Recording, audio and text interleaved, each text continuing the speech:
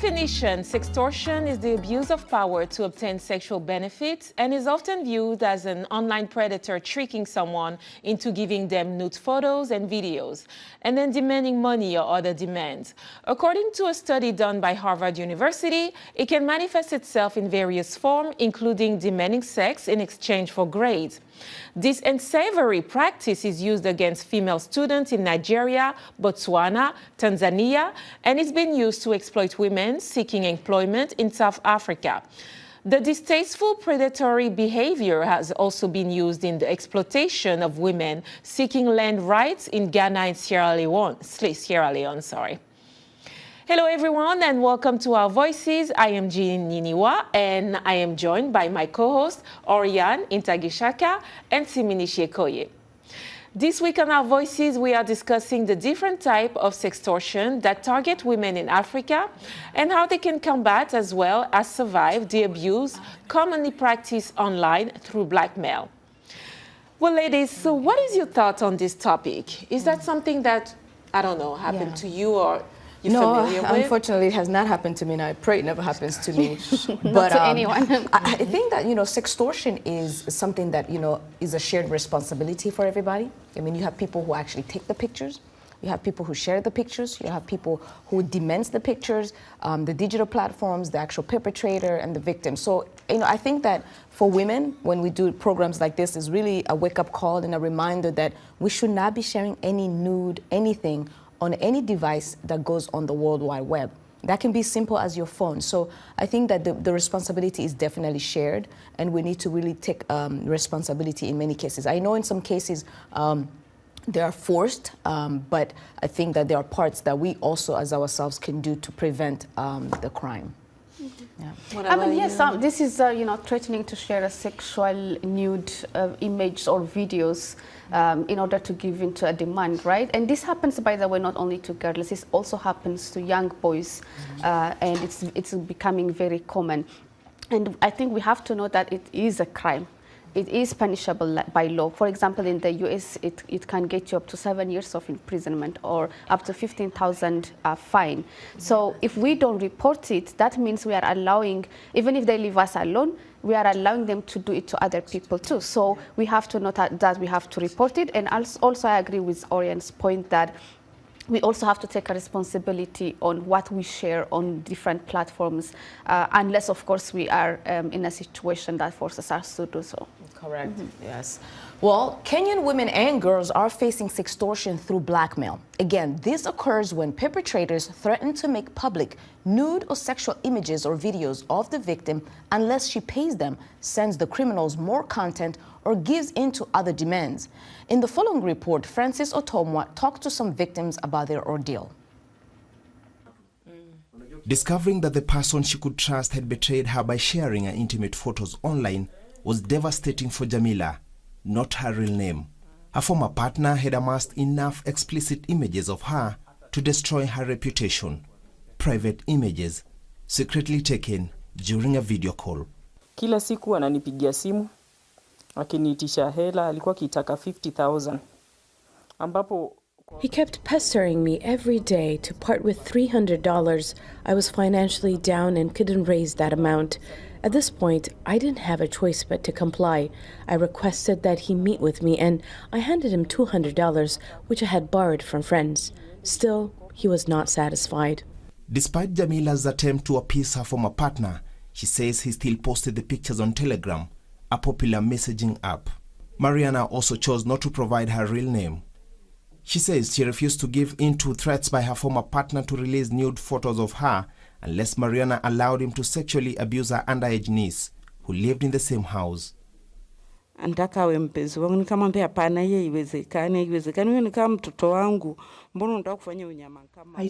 that was not going to be possible. This was like my own daughter. He told me, if you do not heed my call, I have all your intimate pictures. I will post you and let everyone know that you sell your body. This disturbed me so much that I was hospitalized with high blood pressure. Eventually, like Jamila, Mariana found pictures of herself circulating across multiple Telegram chat groups. Telegram's terms of service asks users to agree not to post illegal pornographic content on publicly viewable Telegram channels and bots. But still, users put the platform's content moderation systems to the test. If I had a chance to meet the owners of these platforms, I would tell them immediately that the pictures get on their platform and that it is good for them to just do away with them. We reached out to Telegram via its support page for comment, but our request went unanswered. Oscar Okwero, a cyber and data security analyst in Nairobi, encounters such cases almost daily. It is important that these users know the risk that they expose themselves to. One, creating this sort of information, these images, taking these pictures and keeping them on your phone is a big risk, because at some point there's always the risk that your social media account or your phone can be compromised. And woe unto you if that happens. And I would compare it to, say, keeping a jerrycan of petrol in a house where you have children. The risk is too high. There is no official data on the number of online sextortion schemes in Kenya today. Last year, Kenya adopted a national cybersecurity strategy to tackle emerging threats in the cyber domain. Meanwhile, Jamila delivered this warning. What I would tell young girls is don't be quick to share your intimate pictures. You need to be very careful with whoever you are communicating with online. As for these women, it will take time to rebuild their lives after their ordeals. Francis Ontomwa, VOA News, Nairobi, Kenya. Thanks, Francis, for that report. Before we continue any further on the programming, it's good to say that today's show may not be appropriate for younger viewers due to sensitive context, so viewers' discretion is advised. Now, joining us is Diana Cheatham. Did I say that right? Yes. You are a global health and international development and research and evaluation consultant. Your expertise spans across West Africa, North and South America, with research and evaluation projects examining ways to apply gender equity and social inclusion with a focus on topics such as anti-corruption, gender-based violence, and sexual reproductive health. Ms. Cheatham just completed a research study on sextortion in Nigeria and Ghana. So what can we say today about this topic? Can we say that, women are protected when it comes to sextortion? And do women really feel like, they're protected by law? I think that to start off, that there aren't enough mechanisms in place to protect women, particularly when we think about it in the anti-corruption space. While there are vehicles for people to report corruption, particularly in Nigeria, for instance, if there is bribery going on with a political official, or if a contractor does not complete their work on a home, there are ways in which someone can report that this person is committing corruption by accepting money or committing bribes.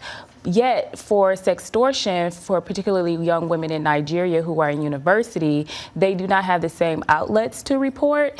And so because of that, it makes it quite difficult for women to be able to come forward.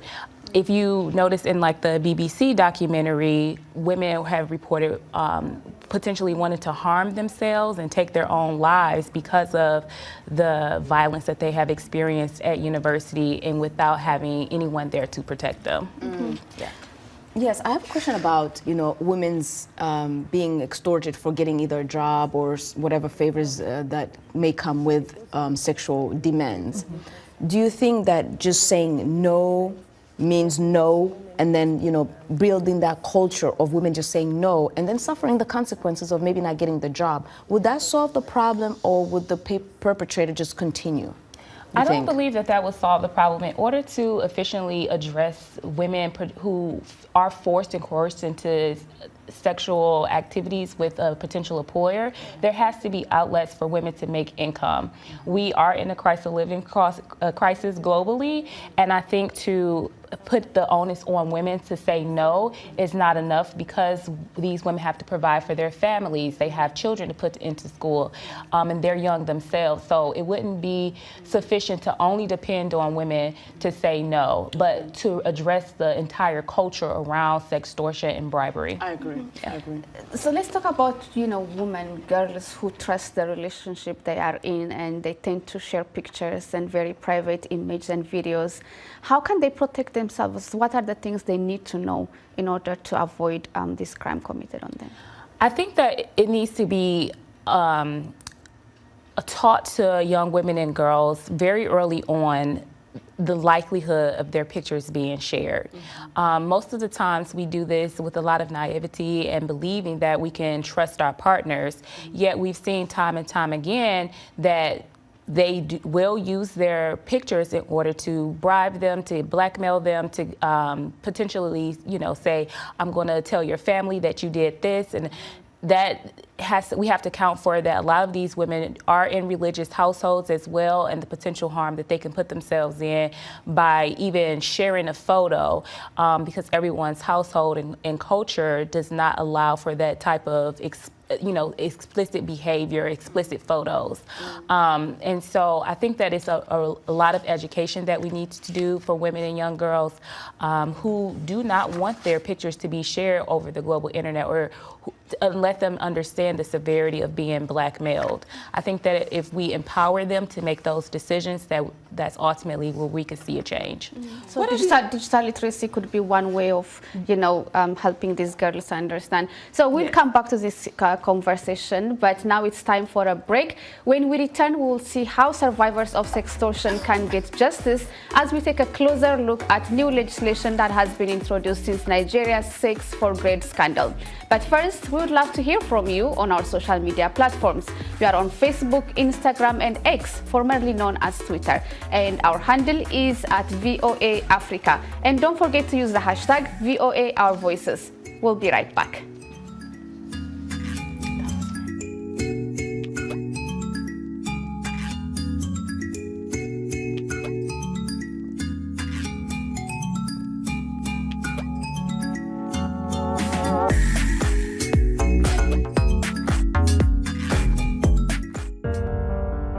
In times of change, when the world seems uncertain and what we hear doesn't reflect what we see,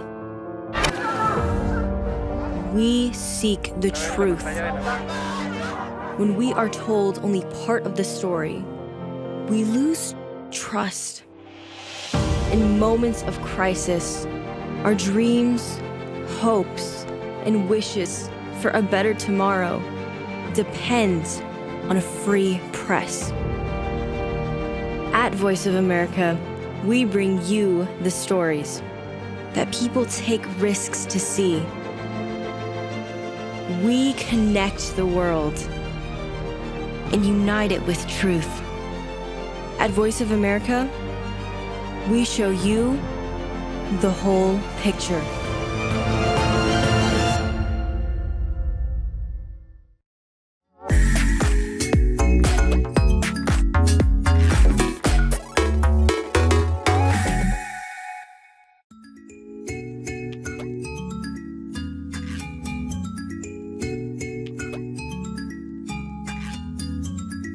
Welcome back. You're joined into Our Voices, and today we are looking at sextortion, and we now turn to see how survivors can get justice and who have felt victim at this crime. Now, joining us on Skype from Nigeria is Eno Edet, an attorney and former secretary of the Nigerian Bar Association Calabar branch in Cross River State of Nigeria. Welcome to the program, Miss Edet. How are you doing? Can you hear us, ma'am? Thank you very much. I'm glad to be here. Very good. Very good, very good. Well, the issue of sextortion for grades was brought to light in the BBC documentary based in Nigeria, exposing sexual harassment to coerced students into sex in exchange for grades. Another form of sextortion, you attended the University of Calabar, which was the Center for Sex for Grades controversy. Was this a surprise to you? No, it wasn't, because we have had those issues right from when I was in school. I had colleagues of mine who were victims of such acts, and so it wasn't a surprise that it came to light at some point, because it was about time that happened anyways. So yeah.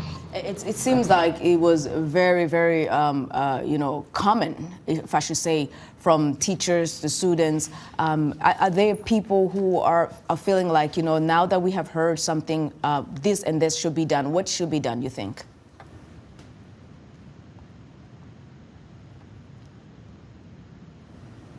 I think we're having a bit of technical difficulties there, but in the meantime, until we get back to her, let's continue with our discussion, and let's go to your voice segment to hear from women in Abuja, Nigeria, on their thoughts about sextortion and how to combat the blackmail of women for sex. And we have Blessing Thompson, Olivia Onuju, Peace Samuel, and Valentina Dennis in our Your Voice segment.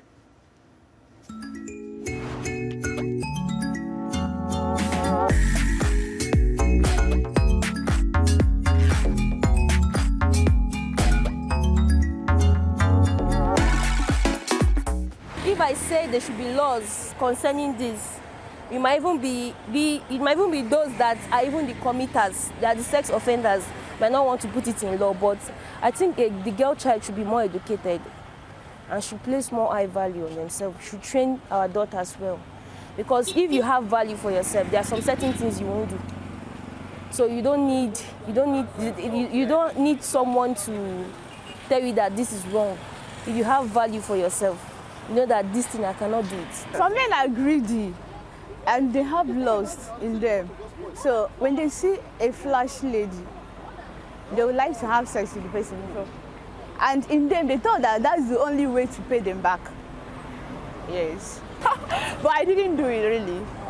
Yes. The guy was even pointing gun at me. Yes, but it's only with God, sha. Because me, I've had experience going for job interviews, school, trying to ask for assistance, and then a man asking for sex first. Can I give my own experience? Yeah. Okay. I finished my secondary school. I needed money for admission. So I went to this uncle of mine to ask for assistance. And all he was saying is, before I go to school, you must chop first now. You must have before I go to school. And what will I do? I go leave school first now. Money can I go to school? My own opinion, I feel if we the ladies can actually be covering ourselves a bit, like dress decently, I think it will go a long way. You understand? So if we can be covering our body instead of exposing our body that much, if we can be covering our body, it will go a long way. Because they say dress the way you, there is a saying that says dress the way you want to be addressed. So the way you dress actually determines the way they are going to approach or address you out there. So if you are well dressed, nobody will want to harass you. But if your body is exposed, automatically you're already throwing pass at them. And what do you expect? They will embrace it. Yeah. Yeah. Thank you.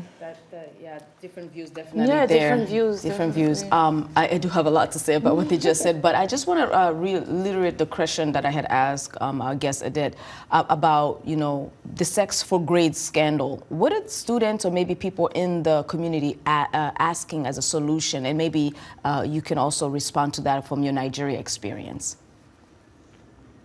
No, sorry, I didn't get your question. You said what? I'm asking, what are some of the solutions that are being proposed, maybe by the students or maybe by the families, when it comes to sex for grade? You remember the scandal, and we're going to also ask the Nigerian experience from our guests in the studio as well. Okay, so for starters, we've asked that students speak up, because there's a silent policy. It's not learned, but so far, because when people speak up, they're either hushed or shushed down or asked to keep quiet or stay silent or blamed. There's the blame game that happens. over time, we've been able to educate the populace and educate students, educate parents, that if these happen, you should allow your students, who is going to traumatize your child, for standing for her rights or his rights, because we find that men are also victimized. Government has also set in policies and criminalized some of these offenses so that they are now punishable offenses. So basically, yes. So they get a backlash. Yes, I understand backlashes. So what do you think?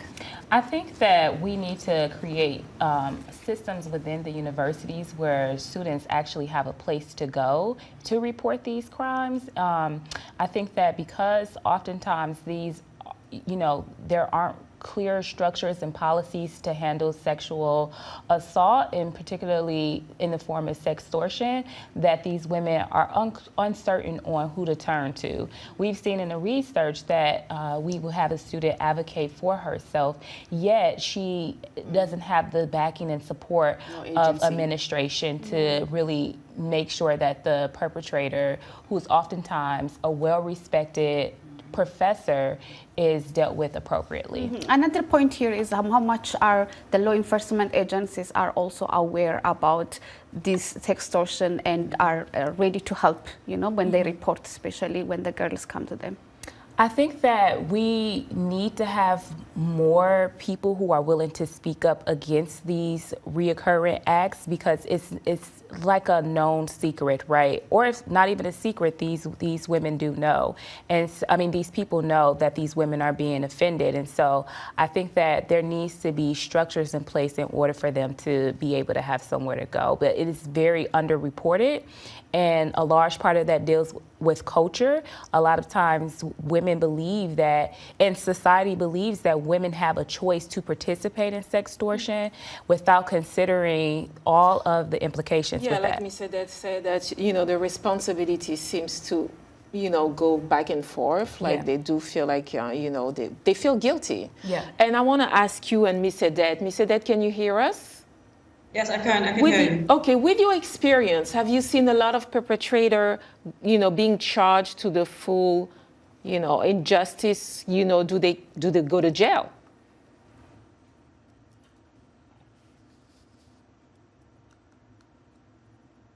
I think we're still experiencing a little bit of difficulties. In your experience, the Ghana and the Nigeria experience, are we seeing more and more of the victims, as she said, of the perpetrator being persecuted? So I can't necessarily speak to if they're being prosecuted or not, but we do know that there are underreports of people who are abused and who are experiencing sextortion. Oftentimes in my research, these are private studies, and so that's why they feel comfortable in these closed focus groups to say that they experience sextortion in this way. Because this information is cleaned and analyzed by professionals, and so they know that they feel more comfortable. I think we have Ms. Edith back online. If you can hear us, do they get? Do these perpetrators, do they get prosecuted? Are there enough cases to show that? Do they get like the maximum jail or fine?